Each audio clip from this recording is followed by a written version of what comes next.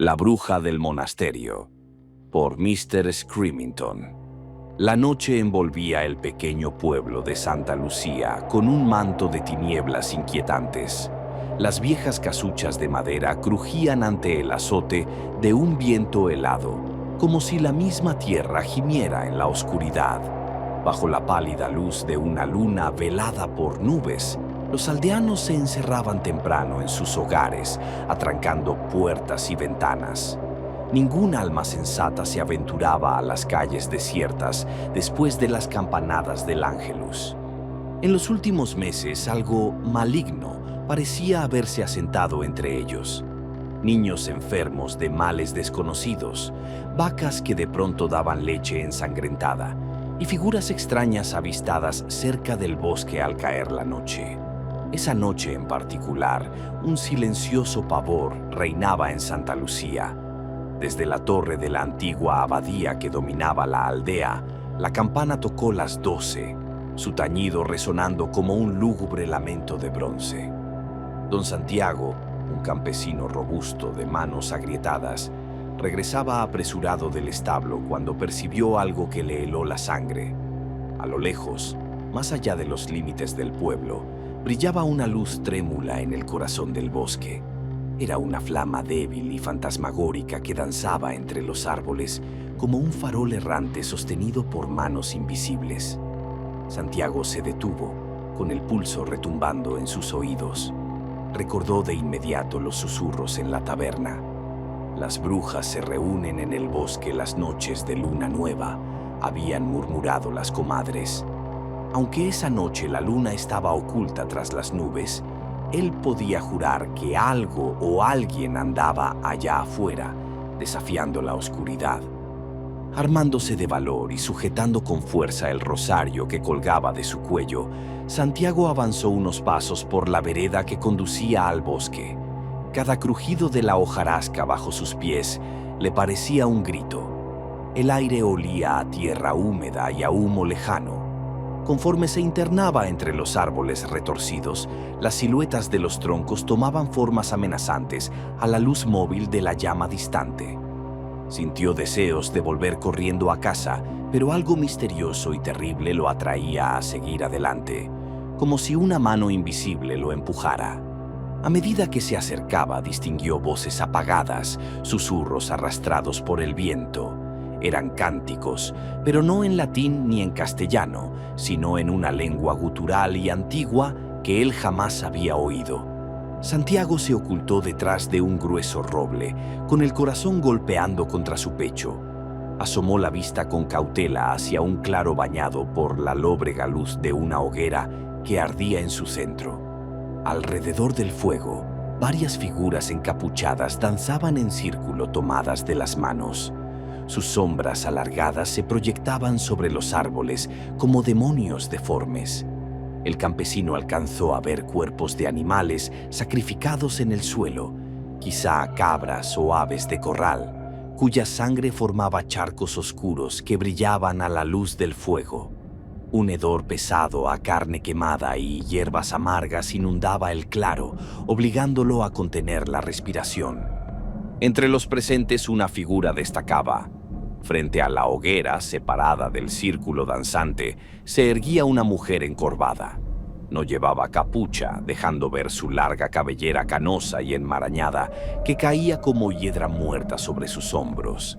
Su rostro, iluminado intermitentemente por los resplandores rojos del fuego, era una máscara de arrugas y cicatrices. Tenía los ojos cerrados y los brazos alzados hacia el cielo nocturno, sosteniendo en sus manos un cuenco que a Santiago le pareció un cráneo humano usado a modo de cáliz. De sus labios marchitos brotaban aquellos cánticos imposibles en un trance frenético. El campesino sintió náusea y terror al comprender que presenciaba un aquelarre, una reunión de brujas en plena noche. Los rumores eran ciertos. Quiso persignarse, pero temió que el más mínimo movimiento delatara su presencia. Permaneció congelado en la penumbra, observando aquella escena blasfema con ojos desorbitados. De pronto, Un aullido espeluznante rasgó el aire, resonando por todo el bosque. Santiago sintió que la sangre se le helaba. Los cánticos cesaron al instante y las figuras se detuvieron en seco.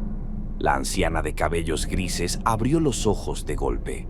A la distancia, el campesino alcanzó a vislumbrar un fulgor antinatural en aquellas pupilas. Un reflejo rojizo, inhumano, como brasas encendidas en el rostro de una calavera. Sin previo aviso, la bruja giró la cabeza 180 grados en dirección al árbol donde él se ocultaba, como si pudiera verlo a través de la oscuridad. Una sonrisa aberrante deformó el rostro de la vieja. Santiago contuvo el aliento. Su corazón latía con tanta fuerza que temía que lo oyeran a la distancia. «¡Corre!», gritaba su instinto. «¡Huye ahora, insensato!». Sin esperar más, dio media vuelta y escapó por el bosque, tropezando con raíces y ramas. Tras él se elevó una carcajada aguda, una risa de bruja cargada de burla y odio. Santiago corrió desesperado, sintiendo las ramas arañarle el rostro mientras la hoguera quedaba atrás. Pero aquellos chillidos parecían perseguirlo entre los árboles. Al salir del bosque y divisar las primeras casas de la aldea, Santiago pensó que estaba a salvo. Con los pulmones ardiendo y bañado en sudor frío, bajó la guardia un instante para tomar aire. En ese preciso momento, una figura surgió de la oscuridad y se abalanzó sobre él con fuerza inhumana. Unas garras afiladas le desgarraron los hombros y un aliento fétido le rozó la nuca antes de que cayera de bruces al suelo. Su grito de auxilio se ahogó en polvo y sangre. Alcanzó a ver una forma encorvada, más bestia que humana, sobre su espalda. Y luego, nada. A la mañana siguiente, la puerta del monasterio de Santa Lucía resonó con golpes desesperados.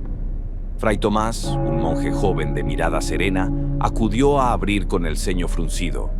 Al otro lado encontró a Santiago en un estado lamentable, pálido como un muerto, temblando de pies a cabeza, con la ropa hecha jirones y manchada de sangre seca. Tenía profundos arañazos en brazos y espalda, y sus ojos desencajados por el pánico vagaban sin enfocar. «¡Ayuda! ¡Por el amor de Dios!», alcanzó a clamar el hombre con un hilo de voz antes de desplomarse en el umbral. Tomás apenas logró sostenerlo, gritando a sus hermanos para que lo auxiliaran. Entre dos frailes levantaron al herido y lo llevaron adentro, depositándolo en un catre de la enfermería. Santiago deliraba, con la fiebre ardiéndole en la frente. Balbuceaba palabras inconexas: brujas, el bosque, sangre, ojos de fuego, mientras Fray Tomás le humedecía los labios con agua y trataba de calmarlo. El prior del monasterio, el padre Esteban, acudió raudo al enterarse del insólito visitante. Era un hombre entrado en años, de semblante adusto y severo, conocido por su férrea devoción y mano firme en la disciplina. Al ver el lamentable estado del campesino y escuchar la palabra bruja entre sus delirios, frunció el ceño aún más. Fray Tomás y el prior intercambiaron una mirada sombría. Hacía tiempo que corrían rumores de brujería en la región, rumores que la iglesia no podía ignorar. El Santo Oficio había enviado cartas advirtiendo a los monasterios locales que permanecieran vigilantes ante cualquier señal de herejía o culto demoníaco. Padre Esteban, con la mandíbula apretada, musitó una oración breve y ordenó que avisaran al inquisidor más cercano. «Que envíen un mensajero a la ciudad, rápido. Si lo que este hombre dice es cierto, necesitamos la autoridad del Santo Oficio aquí», dijo en voz baja pero firme. Tomás asintió, aunque una punzada de inquietud se clavó en su pecho. Era joven y compasivo, y había sido testigo del sufrimiento que los procesos inquisitoriales podían acarrear. Pero si de verdad una bruja acechaba al pueblo, ¿qué otra opción tenían? Esa misma tarde, cuando el sol apenas era un recuerdo rojizo en el horizonte, Santiago recobró la conciencia por unos instantes. Con última y mortal claridad, tomó la mano de Fray Tomás y la apretó con sorprendente fuerza. Sus pupilas, amarillentas y febriles, se clavaron en las del monje mientras le susurraba. La vi. Era ella. Inés, la bruja. Un acceso de tos interrumpió sus palabras, haciendo que manara un hilo de sangre por la comisura de sus labios. Tomás abrió los ojos de par en par. Antes de que el fraile pudiera reaccionar, Santiago se arqueó con un alarido sobrehumano y quedó inmóvil. Cuando Fray Tomás buscó su pulso, el campesino ya había exhalado su último aliento, con los ojos abiertos en una expresión de terror. Ninguno de los monjes durmió tranquilo esa noche. Un mal ancestral había tocado a su puerta, y todos sabían ya el nombre de ese mal: Inés, la bruja. Al día siguiente, la aldea amaneció envuelta en bruma y temor. Los habitantes se reunieron ante la iglesia tras correr la voz de que Santiago, antes de expirar, había señalado a Inés como bruja. El padre Esteban salió al atrio, flanqueado por Fray Tomás y por el inquisidor enviado desde la ciudad, el señor Galán. La oscura figura de Galán, con la cruz inquisitorial al pecho, impuso un tenso silencio sobre la multitud. El prior habló con voz firme. «Hijos míos, el demonio ha posado sus garras sobre nuestra comunidad. La Santa Inquisición ha venido a librarnos del mal que nos aqueja. La mujer conocida como Inés será llevada ante la justicia de Dios». Un murmullo de aprobación, miedo y alivio recorrió a los aldeanos. Tomás tragó saliva.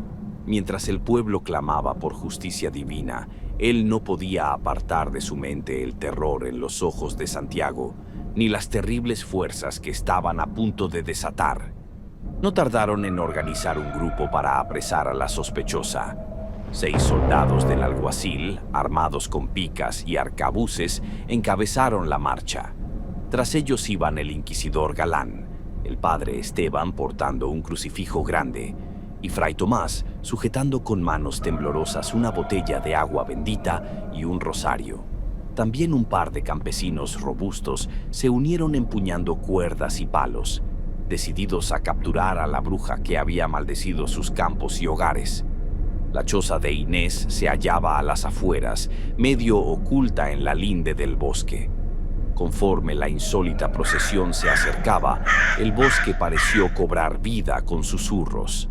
Las ramas secas crujían bajo sus pies y a cada paso un cuervo graznaba en alguna rama, como anunciando su llegada. Cuando tuvieron la destartalada casucha a la vista, el corazón de Tomás se aceleró. De la chimenea salía un hilo de humo negro que se disipaba en el aire húmedo. La puerta de madera vieja e hinchada por la intemperie estaba entornada. Galán alzó una mano indicando que todos se detuvieran. «Inés», bramó el inquisidor, y su voz autoritaria resonó entre los troncos. «En nombre de Dios Todopoderoso y de la Santa Inquisición, salid de vuestra morada». Unos cuervos alzaron el vuelo asustados. Tras el grito de Galán reinó un silencio largo y tenso. Los hombres se miraron entre sí con recelo. Padre Esteban estrechó con más fuerza la cruz contra su pecho y musitó una oración, pero nada ni nadie se movió dentro de la choza. Tras unos momentos de duda, Galán hizo una seña a los soldados. 2 de ellos se adelantaron con precaución y empujaron la puerta con la punta de sus picas. La puerta se abrió con un quejido prolongado. Un hedor insoportable emanó de la penumbra interior. Una mezcla de hierbas podridas, cera vieja y algo más acre, similar al azufre. Fray Tomás sintió que el estómago se le revolvía. Roció agua bendita en el umbral y susurró: «Va de retro, Satana». Los soldados entraron primero, seguidos del inquisidor y el padre Esteban. Fray Tomás tragó saliva y cruzó el umbral tras ellos. El interior de la choza era un antro de brujería. Símbolos pintados con sangre oscura cubrían las paredes de barro, y del techo colgaban ristras de hierbas marchitas y huesos pequeños como móviles macabros. Sobre una mesa carcomida y manchada, yacía el cuerpo despellejado de un gato negro rodeado de velas negras, con un cuchillo oxidado clavado en su pecho. Frascos de vidrio alineados mostraban horrores en su interior. Fetos de animales en líquidos oscuros, ojos flotando en frascos ambarinos, y polvos y ungüentos etiquetados con símbolos incomprensibles. Una de las campesinas que se había atrevido a seguirlos lanzó un gemido ahogado al ver aquel altar macabro y se santiguó con mano temblorosa. Padre Esteban murmuró: «Señor, ten piedad», mientras sus ojos recorrían la escena con horror. Galán apretó los puños y escupió con asco al suelo. «Herejía y brujería», espetó con voz áspera. «No cabe duda». Pero no había rastro de Inés en la vivienda. Revisaron cada rincón, aunque aquella choza era poco más que una sola habitación plagada de sombras y hedor. Fray Tomás sentía un escalofrío constante en la nuca, como si alguien lo observara desde algún rincón oscuro. Afuera, los cuervos seguían graznando en algarabía. Galán salió primero, frustrado, e indicó a los soldados que se dispersaran en parejas para peinar los alrededores. «No puede haber ido lejos. Encontrad a esa bruja, aunque tengáis que remover cada roca de este bosque», rugió con el rostro encendido de furia fanática. Los hombres se apresuraron a obedecer, internándose entre la maleza con armas en mano. Fray Tomás permaneció junto al padre Esteban, frente a la choza silenciosa. El joven monje no dejaba de preguntarse si habrían llegado demasiado tarde. ¿Acaso Inés sabía que vendrían? Aquella guarida llena de pruebas de brujería, abandonada sin más, le provocaba una inquietud creciente. Tal vez quería que viésemos esto, pensó, y un nuevo escalofrío le recorrió la espalda. No terminó de expresar sus dudas. Un grito de dolor rasgó el aire a la derecha de la choza. Todos voltearon hacia esa dirección. Otro grito, seguido del estrépito de una espada al caer. Los corazones dieron un brinco. Galán alzó la mano y corrió hacia allí, seguido de Tomás, del prior y de los demás. Treparon entre arbustos y raíces, siguiendo los alaridos que se apagaban en un gorgoteo agónico. Llegaron a un pequeño claro entre los árboles. Uno de los soldados yacía en la hierba, inmóvil, con la garganta horriblemente abierta en canal. Su sangre empapaba la tierra. A un par de metros, su compañero se revolcaba de rodillas, llevándose las manos al rostro. Un chorro de sangre tibia se escurría entre sus dedos apretados contra los ojos. Gritaba con un bramido animal: «¡Mis ojos! ¡No veo! ¡Mis ojos!». Fray Tomás sofocó un grito y retrocedió, chocando con el prior Esteban, que empezó a recitar oraciones atropelladas. Uno de los campesinos se inclinó y vomitó al contemplar al soldado degollado. Galán apretó la mandíbula, enrolló su rosario en la mano izquierda y trazó la señal de la cruz en el aire. Los hombres que quedaban formaron círculo, espadas en alto, protegiéndose las espaldas mutuamente. Entonces la vieron. Bajo un roble cercano apareció Inés, la bruja, sonriendo con crueldad. Su figura encorvada, envuelta en un raído vestido manchado de suciedad y sangre, se recortaba en la penumbra. En una mano sostenía un bastón retorcido coronado con un pequeño cráneo humano, del que colgaban cintas y plumas oscuras. Sus ojos brillaban rojos con un fulgor inhumano que heló la sangre de los presentes. «Sois tan fáciles de asustar», dijo la bruja con una risilla áspera, arrastrando las palabras con desprecio. «Hombres de poca fe». Galán reaccionó primero. Alzó su crucifijo frente a él como un escudo. «Impía servidora del diablo, arrodíllate ante el juicio de Dios». La bruja soltó una carcajada que hizo eco entre los árboles. «¿Juicio de Dios?», escupió Inés con desprecio. Vosotros que torturáis y matáis en su nombre, ¿os atrevéis a llamaros sus siervos? Al decir esto, Inés alzó los brazos y trazó signos en el aire. Un resplandor verde brotó de sus palmas. Gritó un conjuro gutural, y una nube de ceniza ardiente estalló hacia sus perseguidores, cegándolos y quemando su piel. Los hombres lanzaron alaridos, cubriéndose los rostros de dolor. Padre Esteban cayó de rodillas, balbuceando una oración en latín. Fray Tomás, algo más atrás, sintió las chispas quemándole la mejilla. Se limpió los ojos llorosos a tiempo para ver a la bruja abalanzarse sobre Galán, derribándolo de espaldas. Antes de que nadie pudiera reaccionar, Inés hundió sus uñas largas y negras en los ojos del inquisidor. Galán lanzó un alarido desgarrador que se apagó mientras un chorro de sangre oscura corría por su rostro. La bruja reía con júbilo enfermo al acabar con su víctima. Los soldados supervivientes retrocedieron horrorizados. Fray Tomás sintió que las piernas le flaqueaban al contemplar la escena. Galán yacía muerto con el rostro destrozado, y el padre Esteban, de rodillas, murmuraba entre lágrimas: «Libéranos del mal». Por un instante, Tomás creyó que todo estaba perdido, que aquella criatura infernal los mataría a todos. Inés volvió la mirada hacia Fray Tomás, entornando sus ojos llameantes. «Tú», murmuró con curiosidad maligna. Tomás retrocedió aterrorizado, cayendo al suelo mientras sacaba su botella de agua bendita con manos trémulas. «No, no te acerques», logró articular, alzando el frasco abierto hacia la bruja. Inés avanzó otro paso, obligando a Tomás a actuar. Reuniendo su valor desesperado, alzó la voz. «In nomine Patris et Filii et Spiritus Sancti», exclamó mientras rociaba el agua bendita hacia la bruja. El líquido sagrado voló en arcos brillantes. Al hacer contacto con la piel de Inés, chisporroteó como aceite hirviendo. La bruja lanzó un alarido de dolor y furia, llevándose las manos al rostro, del cual emanaba humo negro como de carne quemada. De su garganta surgió un quejido gutural con una voz doble, como si otra criatura hablara a través de ella. Aprovechando la oportunidad, uno de los soldados se lanzó con la espada en alto y la hundió en el vientre de la bruja. La hoja salió por la espalda con un chorro de sangre negra.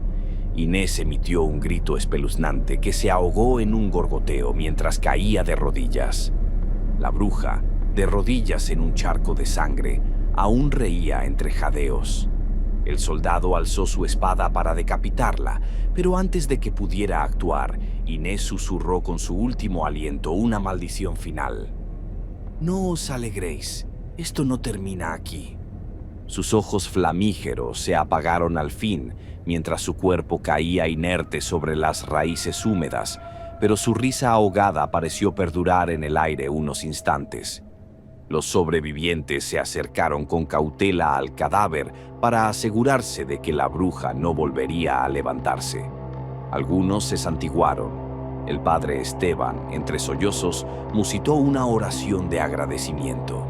Con incredulidad y alivio, alzaron el cuerpo flácido de Inés y emprendieron el regreso al pueblo bajo el cielo nocturno. En la plaza del pueblo, la hoguera estaba lista. Un poste robusto de madera se alzaba en el centro, rodeado de ramas secas untadas en brea para arder con furia. Los aldeanos, a la luz temblorosa de las antorchas, arrastraron el cuerpo de Inés y lo ataron al poste con gruesas cuerdas. A pesar de estar muerta, más de uno hizo la señal de la cruz al acercarse a asegurarla, temiendo que pudiera abrir los ojos de repente. Fray Tomás y el padre Esteban dirigieron los rezos finales.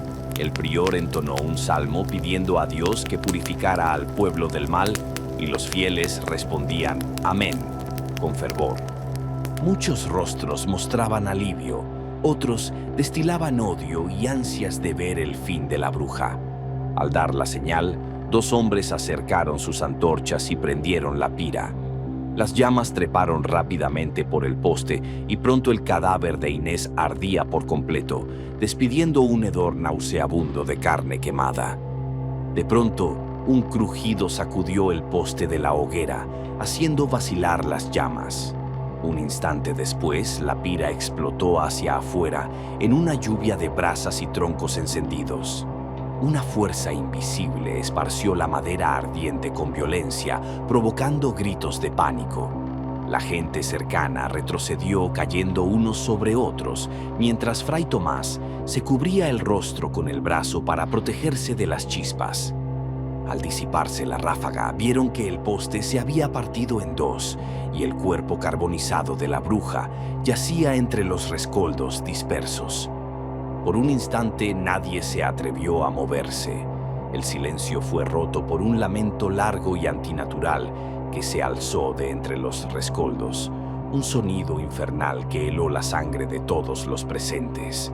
Varias mujeres gritaron y los niños estallaron en llanto, mientras el padre Esteban avanzaba tambaleante hacia la hoguera, incapaz de creer lo que veía. Fray Tomás sintió un golpe de terror puro al ver que entre los tizones algo se movía. Entre los restos calcinados, la mano huesuda de la bruja se contrajo con un espasmo, y luego su cadáver entero empezó a agitarse en convulsiones imposibles. Un chillido antinatural brotó del cadáver, un alarido de odio que congeló la sangre de todos. La multitud prorrumpió en gritos. Parecía que la bruja, o al menos su maldad, se negaba a morir. El padre Esteban retrocedió persignándose con pánico.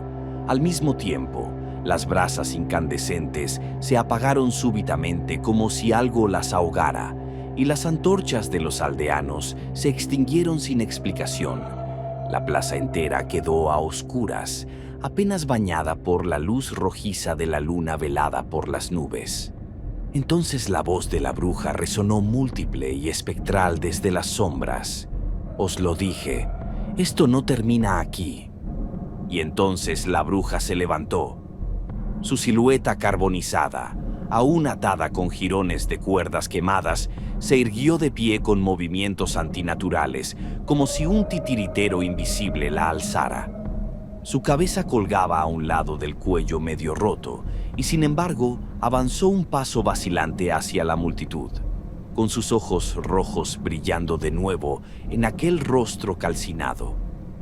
El padre Esteban alzó temblando su crucifijo y comenzó a recitar el exorcismo. Exorcizamus te, omnis immundus spiritus. Su invocación quedó truncada cuando un manotazo invisible lo lanzó por los aires. El anciano fue a estrellarse contra los escalones de la iglesia y quedó inmóvil. Fray Tomás, aterrado pero firme, se interpuso ante el espectro blasfemo. Elevó su cruz de madera y comenzó a recitar el Padre Nuestro en latín. «Sed libera nos a malo», gritó al final con toda su fe, al tiempo que clavaba su cruz directamente en el pecho carbonizado de la bruja. Hubo un destello cegador acompañado de un alarido final. Alrededor de la cruz clavada, el cuerpo de la bruja estalló en llamas negras. Las llamas sobrenaturales la consumieron con furia.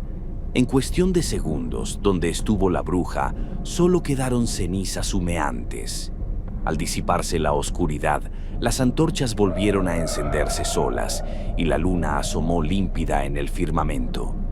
Un silencio sobrecogedor cayó sobre la plaza. Fray Tomás, con las ropas chamuscadas y el cuerpo magullado, se incorporó lentamente. Los aldeanos supervivientes emergían de sus escondites, entre sollozos de alivio y miradas atónitas. Él se apresuró a auxiliar al padre Esteban, que yacía herido pero con vida junto a los escalones de la iglesia. Parecía que al fin la oscuridad había sido vencida. Sin embargo, al levantar la vista hacia el oscuro lindero del bosque, un escalofrío recorrió a Tomás. Le pareció distinguir entre los árboles una figura alta y delgada que lo observaba fijamente. Por un instante, dos ojos rojos brillaron en la negrura antes de desvanecerse. Un leve eco de risa cascada flotó en el aire nocturno, mezclándose con el susurro del viento. Tomás sintió un frío en el alma. comprendió con horror que algunas pesadillas jamás terminan.